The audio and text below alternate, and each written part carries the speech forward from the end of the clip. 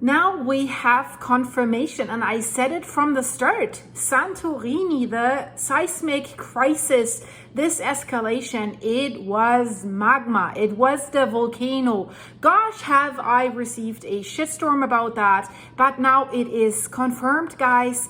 And there's even more. I was wondering, while they're looking at the Kolumbo underwater volcano that is only 4 miles, roughly 7 kilometers away from Santorini, they are connected.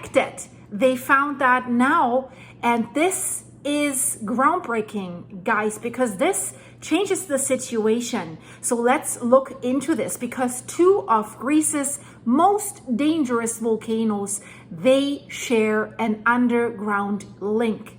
And that January-February earthquake swarm crisis has now exposed a plumbing system, this is how it's called with volcanoes, between Santorini, the Santorini volcano, and the Kolumbo underwater volcano.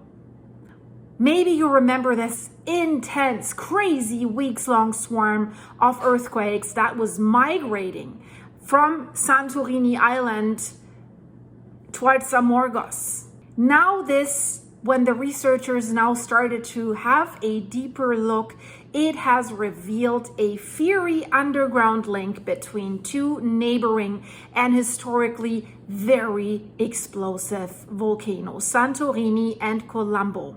They have analyzed the seismic activity of the year 2024 and February 2025. February was when it was absolutely escalating, and they have looked at Santorini's changes in surface elevation.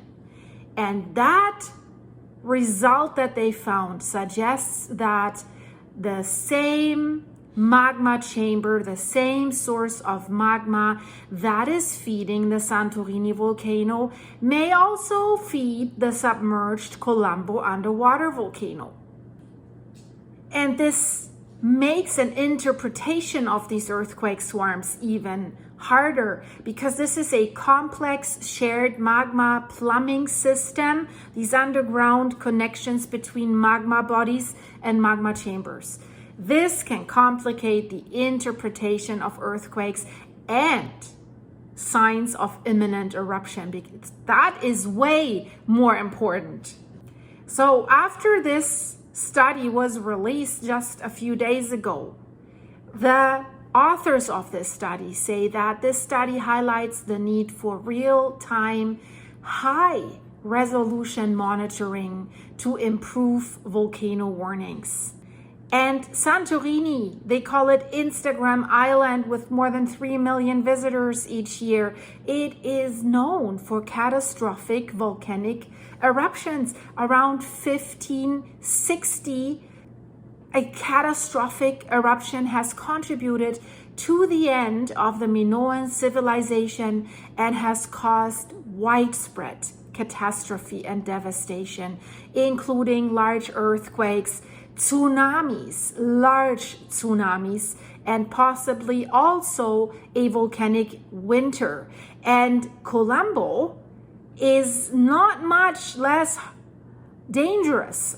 It erupted most recently in AD 1650. And now when this massive earthquake swarm has rattled the region early this year in January, February, Greece had declared a state of emergency because they were fearing not only an imminent eruption, that they were not fearing that much. They were telling us it's only purely tectonic, it's not magmatic, but they were worried that there could be another magnitude 7+ earthquake happening around Santorini. I've reported about all that, all these cliffhanger hotels. Then it was revealed some of them are not built up to codes, unstable foundations. They might slide down the cliffs, and we've had some landslides since then. So if you're in that pool, I call them cliffhanger pools, and if you're enjoying the view, you're sitting on the edges of a sunken crater. This is what Santorini is. So no eruption happened yet, thankfully. But the abundance of these quakes has allowed the researchers to examine the subsurface and better understand how, and very importantly, where that magma was moving. So they have used data from earthquake stations that have been located both on land and the seafloor, and they have installed more measuring instruments on the seafloor at Kolumbo, but they have not given us any immediate information what has been recorded at Kolumbo. I've been wondering about this for a month, and it already started in July 2024 when the surface at Santorini began swelling. There's a land rise. That's a sign for magmatic activity. So it was swelling. The land was rising by a few centimeters. And that is normally clear. It suggests that magma is accumulating underneath, as if you're blowing up a balloon underneath the soil. Then the land is rising as the balloon is filling up with magma. Also, it suggested that that magma reservoir would be quite shallow, so close underneath the surface, and it would be fed by a deeper lying magma reservoir deeper in the Earth's crust. And another indicator that this was volcanic, and again, I said it from the start, the swelling coincided with this seismic activity that was centered around Santorini. And then January 27th was when the swarm started to really escalate. The earthquake rate has surged with a new swarm of quakes that was migrating over several weeks towards Santorini and then northeast, away from the island. And at the same time, the GPS data showed that both volcanoes seemed to deflate. Yeah, because the magma was going out of that magma chamber, intruding into other areas, migrating underground. Thankfully not breaking through to the surface, because then we would have seen a volcanic eruption. Why did they not say that earlier? I don't know. I guess always, I can only assume that tourism money, Santorini is a moneymaker for Greece. So you don't want to scare anyone away. I mean, people were scared away anyways because the earthquakes were bad enough. Basically, the takeaway from these quakes and the ground subsidence at both volcanoes, that is what suggests that magma from a deeper crustal reservoir is feeding both Santorini and Kolumbo. And then this swarm of earthquakes points to magma moving from this reservoir initially towards Santorini and then away from both volcanoes. And that caused the deflation of both volcanoes, the scientists say, like a simultaneous sigh. This is the first ever observation of a magmatic connection between Santorini and Kolumbo. And let's think about other volcanic systems, other large volcanic systems that are suspected that they could share a magmatic plumbing system, or at least to jostle one another underground. In Hawaii, for example, Russia's Kamchatka Peninsula, we know the big megathrust earthquake has triggered volcanoes, but also Iceland. They were suspecting that the magma chamber underneath Svartsengi might be connected with Fagradalsfjall at least. Because we've seen a magma intrusion in Iceland in November 2023 where magma was migrating underground, couldn't reach the surface. With this study, and guys, this becomes highly interesting. With this study, the scientists have reconstructed the magma migration before and during the crisis. So they estimate that approximately 0.31 cubic kilometers of magma intruded in an approximately 13-kilometer long dike that's roughly 10 miles long. Magma came out of the magma chamber and was forming that dike. And by this migration, The magma has reactivated principal regional fault lines. That was all happening 2 to 3 miles below the seafloor, 3 to 5 kilometers. The study also outlines and tells us, and this is what we have to keep in mind, and this is also what happened in Iceland after the first magmatic intrusion. There was an eruption happening then, just roughly 3 weeks later. So the study tells us volcanic eruptions are often preceded by magmatic dike intrusions, which manifest themselves in ground deformation, increased seismicity, and also changes in gas emissions as observed in Japan, for example, in the 2000 Miyakijima eruption, the 2018 Kilauea eruption in Hawaii, and as well as the 2014 and 2015 Barabunga eruption, the whole around eruption, which was huge. And then the 2021 till ongoing 2025 Reykjanes Peninsula fissure eruptions in Iceland. So they tell us again, we have to monitor these precursors. It's critical for detecting volcanic unrest. But it seems like when the crisis was ongoing, everyone was ignoring that. I was like saying, hey guys, that looks like magma. This looks like a magma intrusion. But officials were like, nah, it's purely tectonic and it'll fade. We've had that before, blah, blah, blah.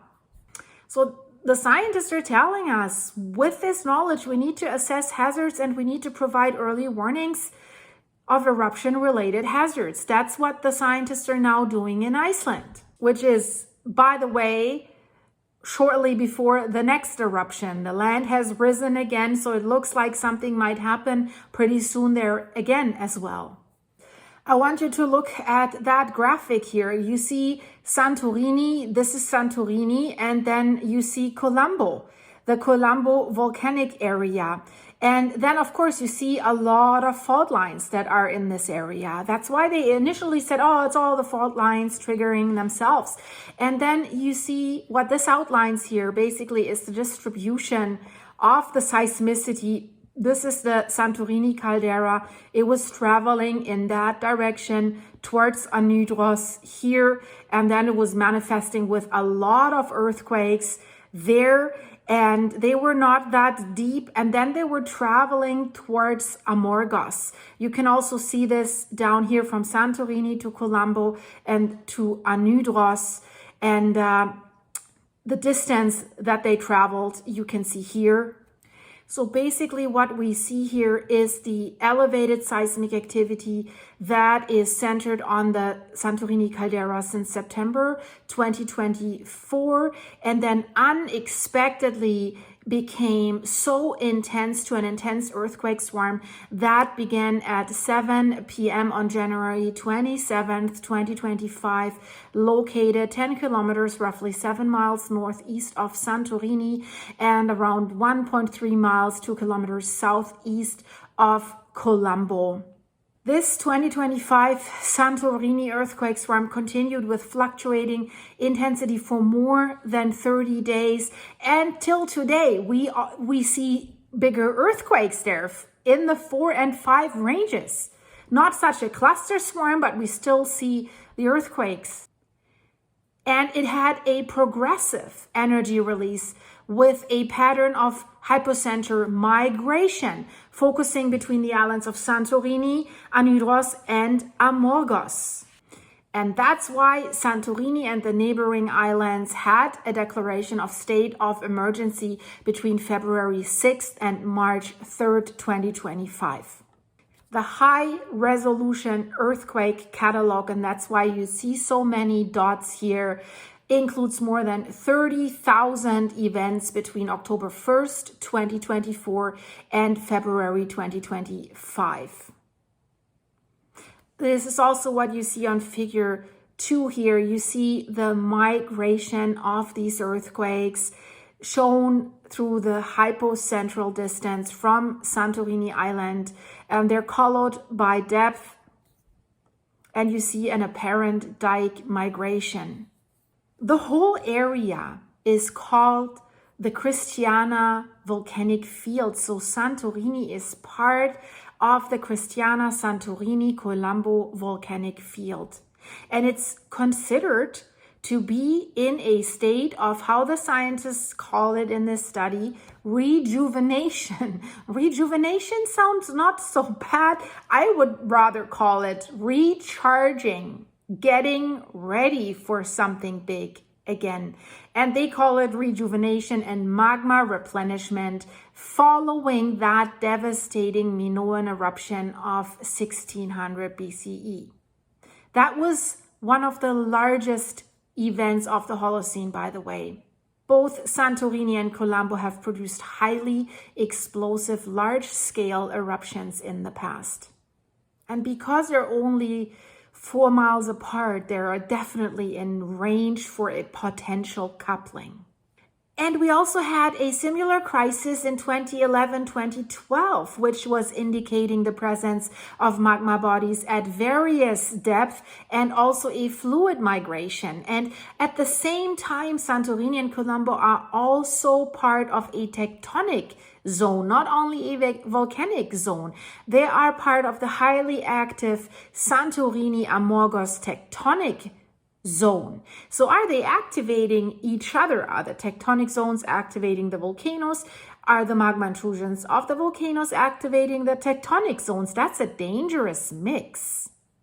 So this tectonic zone is a rift system with several grabens, and it has produced a big earthquake in 1956, magnitude 7.5, and it has created a tsunami that has reached Santorini. So if we look at the hazardous history of this area, the origin of this year's seismic crisis has been the subject of intense debate since it started to clarify the volcanic or tectonic nature of the earthquake swarm.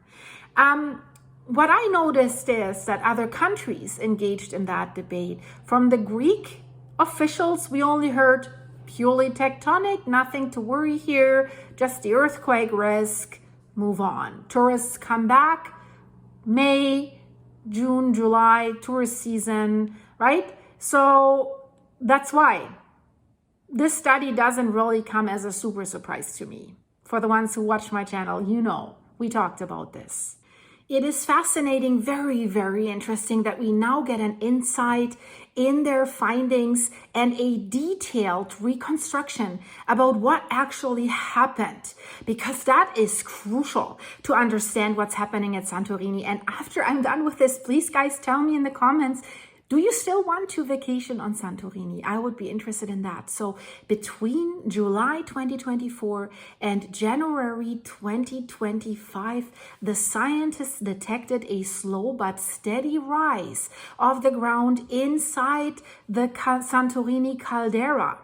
And at the GNSS station that is located on the island, the ground lifted by roughly 45 millimeters, like 3 inches, like something like that. And satellite radar images that they used to reconfirm that from the Sentinel-1 confirmed that inflation, and that they showed nearly 50 millimeters of surface deformation. That is significant. But then by January 2025, everything changed, guys. The signs of, now we know, volcanic unrest grew stronger. And really, it was visible that this is volcanic unrest. The small earthquakes began to cluster around the northern basin of the Santorini caldera.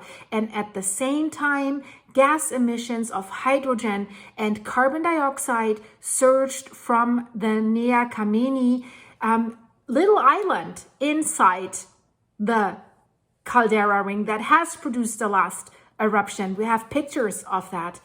Santorini's central volcanic island, there we had a surge in gas emissions. Why did they not speak about this in January when they were speaking it's only tectonic? There was the land rise, there were the earthquakes, there were the gas emissions.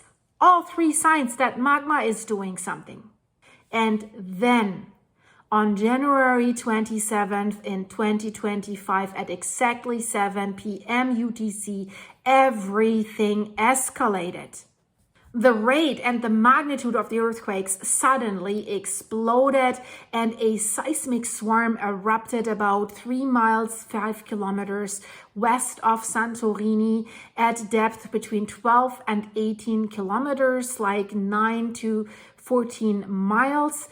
The quakes were first modest in size, between magnitude 1 and 3, but then we had a lot of magnitude 4, magnitude 5, and they struck in rapid succession. People on the island were scared. They left the island. They were rattled continuously. The island was evacuated, and then they were joined by these strong continuous seismic tremors. And guys, I said it at that time, that was such a clear sign that something powerful was steering below the island.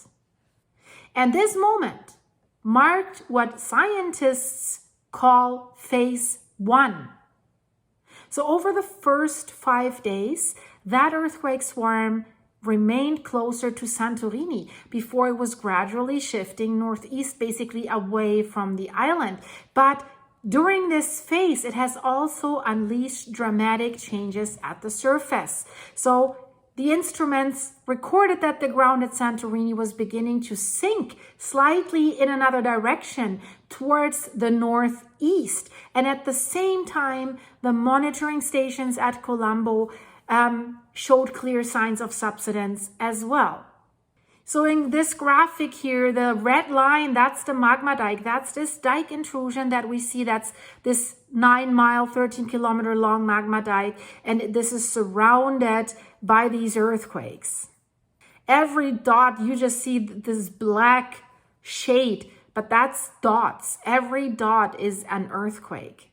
What this figure 3, what this graphic basically outlines for us, that between February 3rd and March 3rd this year, 2025, the scientists had satellite radar, INSAR, GPS stations, GNSS, and ocean bottom sensors, OBSP, to track the ground movement around Santorini and Kolumbo. And what they found is striking. They found a magma reservoir beneath Kolumbo, roughly 4 to 4.5 miles deep, 7.6 kilometers, that it was deflating. It was losing around 0.076 cubic kilometers of magma. So they know that magma was coming out of that. And at the same time, a new vertical dike of magma was forming, and this dike, that's the 9-mile, 13-kilometer long dike from a depth of 3 miles to 9 miles deep, that lined up with the earthquake activity in the area, that red line, and that dike was filled with about 0.313 cubic kilometers of magma. And earlier, between July 24 and January 25, a smaller magma reservoir at a depth of only 2 miles, 3.8 kilometers, had slowly inflated and had gained about 0.004 cubic kilometers of magma. They even found the flow rate of the magma flowing into that magma chamber, average rate of 0.26 cubic meters per second. So then they started modeling the growth of this dike, this magma intrusion, between January 25th and February 24th. And this was showing how it gradually opened in stages and closely matching the earthquake patterns. So when comparing that magma movement, the reservoir under Kolumbo was draining, outflow, while the dike itself was filling, an inflow. So this balance of magma loss between Kolumbo and the gain in the dike helps explain both the intense earthquake swarm and the rapid ground deformation during that period. So even though Santorini hasn't erupted since 1950, that's when the Akameni had an eruption, as you see on these pictures here, its magma system has shown signs of activity, because since 2011, we had 3 small pulses, how you can call it, of magma that have entered the shallow chamber that is at a depth of roughly only 2 miles, 4 kilometers deep, same depth as at Campifligre, by the way, but the amounts there that were flowing into that magma chamber were modest, and they didn't cause any new dikes or did affect the nearby Kolumbo volcano. Kolumbo itself had 2 earthquake swarms, one in 2003 and one in 2006, that likely were also caused from magma or fluids rising towards its shallow magma chamber, more shallow than Santorini, only at a depth of 1.7 miles, 2.5 kilometers. But those events thankfully also didn't disturb Santorini. So the studies so far suggest that the 2 volcanoes don't directly share the same magma system, since their magmas come from different mantle sources. That's what they thought previously. But the history now shows a possible interaction, because during Kolumbo's eruption in 1650, one report mentions ash or gas emissions from Santorini's Kameni Islands at the same time. And now this crisis this year gave scientists their best chance to study how these 2 volcanoes might actually interact. So the sequence is telling us, first, Santorini's shallow chamber started inflating in July 24, then a new dike pushed into the Anudros block, while at the same time Kolumbo's deeper reservoir was deflating. So together, this suggests that magma was moving underground between the 2 systems, between Santorini and Kolumbo, showing that they may have coupled across several tens of kilometers, several tens of miles. The takeaway from the study, what they're telling is that the cascading course of events during this volcanic crisis, I call it volcanic crisis, not seismic crisis, may indicate that both systems share and possibly compete for the same magma supply at depth. And that is implying a hydraulic connection between these neighboring volcanoes, and that explains the consecutive reservoir inflation at Santorini and the deflation at Kolumbo during the crisis. And you should watch my video about the supervolcano Campifligre and its relation to the monster of Vesuvius. Is there something similar going on? I have already looked into this. I'll put the video in the end screen. So whether the deeper reservoir beneath Kolumbo was also supplied during the inflation period of Santorini is unclear to this date. Scientists suspect that the reservoirs, the magma reservoirs beneath both volcanoes may interact through crustal stress transfer or pressure changes in one of the fluid plumbing systems at depth, although there's no evidence for a direct connection between these shallow magma reservoirs. But again, we have seen something similar in other countries with Hawaii, Iceland, Kamchatka. So the conclusion is plausible, because in such coupled systems, the integrity of each magma reservoir controls the intrusion, the diking, or the erupting activity.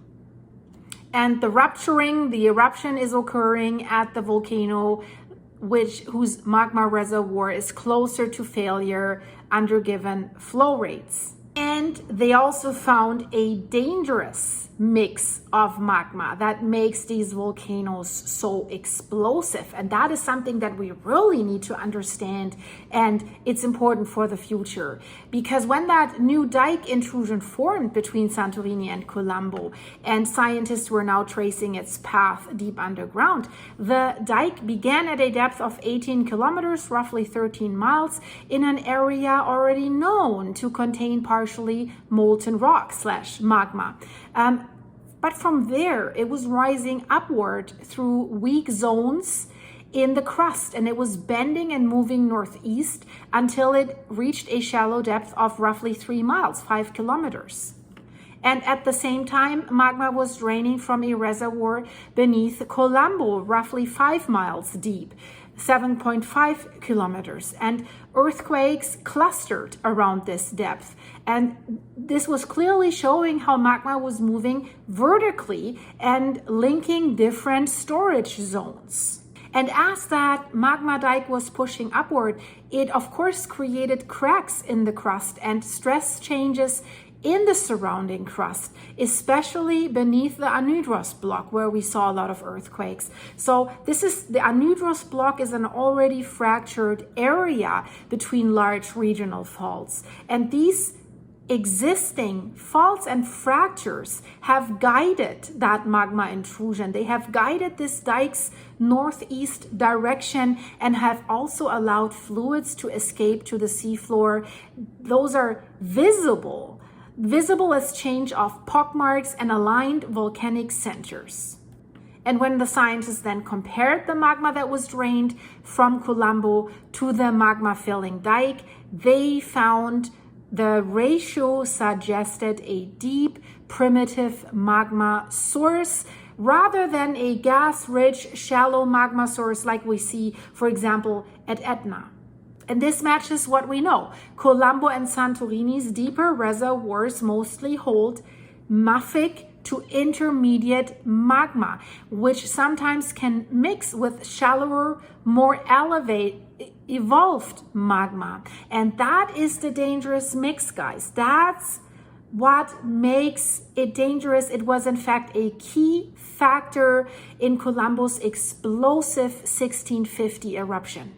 If we look at the Kolumbo volcanic chain, it's KVC, most cones that we see there are small, and they are formed by a single short-lived eruption of primitive magma. So that's why their size is small, and lack of collapse scars means that past eruptions were only mildly explosive with little tsunami risk.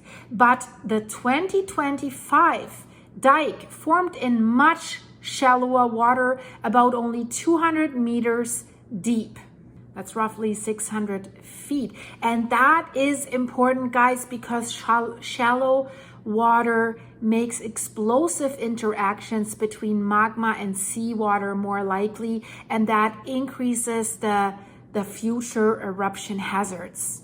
The key lesson: Santorini and Kolumbo are connected in complex ways, and even though scientists saw the warning signs, they, like the ground inflation, the quakes, and the gas increases, they say that the exact chain of events that was leading to the 2024 dike intrusion couldn't have been predicted. But it was so visible. Turkish scientists saw it. This is what I'm questioning. They say at the end of their study, we need real-time high-resolution monitoring of earthquakes, ground movement, and hydrothermal activity. It's crucial for every warning and hazard assessment. We have known that for a long time, and they saw the gas emissions, they saw the earthquakes, and they saw the ground uplift. Why did they still say it's purely tectonic? The big question mark again. Hint, hint, tourism. Is that the reason? I don't know, guys. Let me know in the comments. And I thought this was important to know. I know this was a longer one, but we have been busy with Santorini for weeks and months, wondering what's going on. So here's the scientific proof. If you like that, leave this video a like and a hype. Fill me up with coffee to keep me going, guys. Link is in the description. buymeacoffee.com/silky. Thank you for your supers. Hi, members. And check out the video in the next one with Vesuvius and Campi Flegrei. I see you. Bye.